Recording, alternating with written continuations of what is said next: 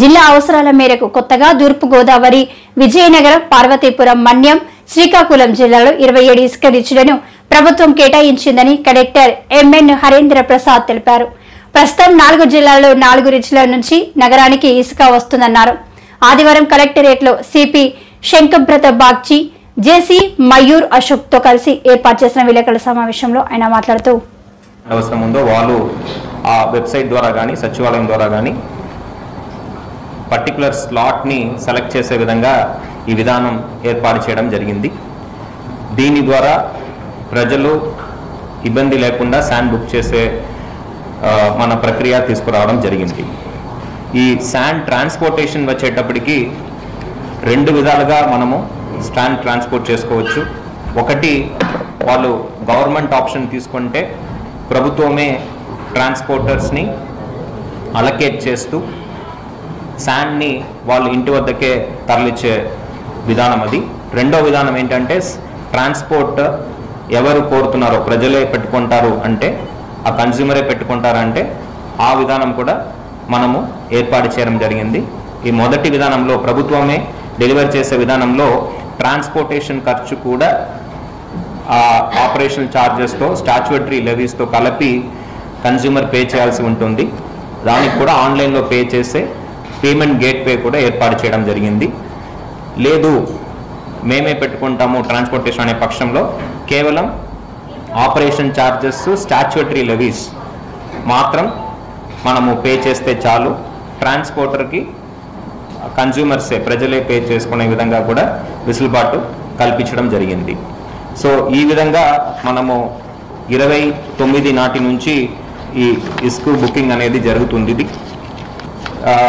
దీని ద్వారా చూస్తే ఈ రోజు వరకు దాదాపు మనకి 442 బుకింగ్స్ రాగా, సో 442 బుకింగ్స్లో మనము 357 బుకింగ్స్, 442 బుకింగ్స్ 8,549 టన్స్కు మనకు రావడం జరిగింది.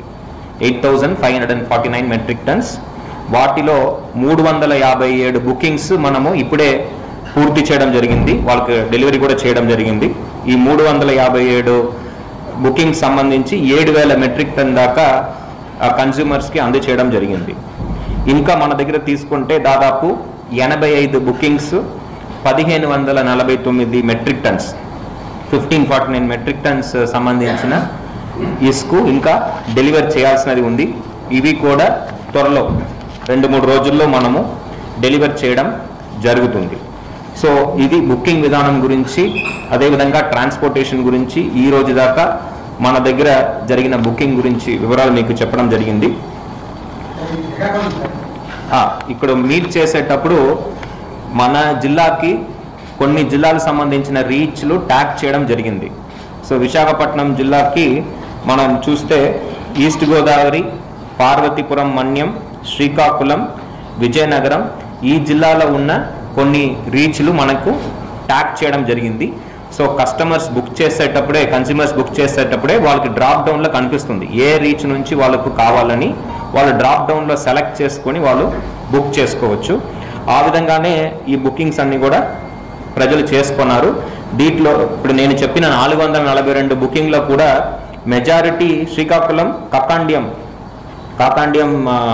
రీచ్లో 264 బుకింగ్స్ ప్రజలు చేసుకోవడం జరిగింది. ఈ 264లో కేవలం 41 మాత్రమే పెండింగ్ ఉంది. మిగతావన్నీ కూడా వాళ్ళు డెలివర్ చేయడం జరిగింది. ఎయిదర్ వాళ్ళు సొంత బండి ద్వారా తోలించుకున్నారు, లేకపోతే ప్రభుత్వం వెహికల్ పెట్టి వాళ్ళకు తరలించడం జరిగింది.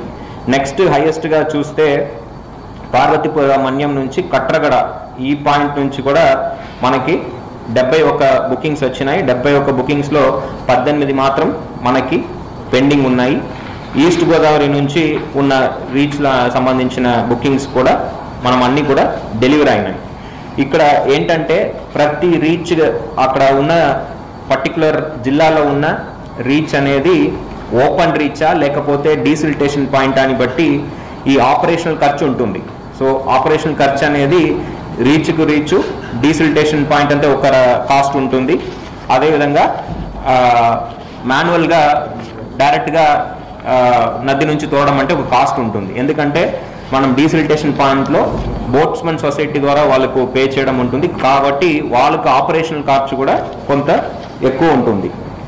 సో ఇప్పుడు రాజమండ్రి నుంచి తోలిన ఒక బుకింగ్ చూస్తే దాదాపు 190 కిలోమీటర్ వస్తున్నది. రాజమండ్రి నుంచి మన విశాఖపట్నం తోలితే 190 కిలోమీటర్ వస్తుంది. అది 20 మెట్రిక్ టన్ అయితే ట్రాన్స్పోర్టేషన్ ఖర్చు మాత్రం ప్రభుత్వం క్లియర్గా రాష్ట్ర వ్యాప్తంగా ఒక రేట్ ఫిక్స్ చేయడం జరిగింది. ఆ రేట్ బట్టి చూస్తే దాదాపు 19,000 మనకి ట్రాన్స్పోర్టేషన్ ఖర్చు మాత్రం అవుతున్నది.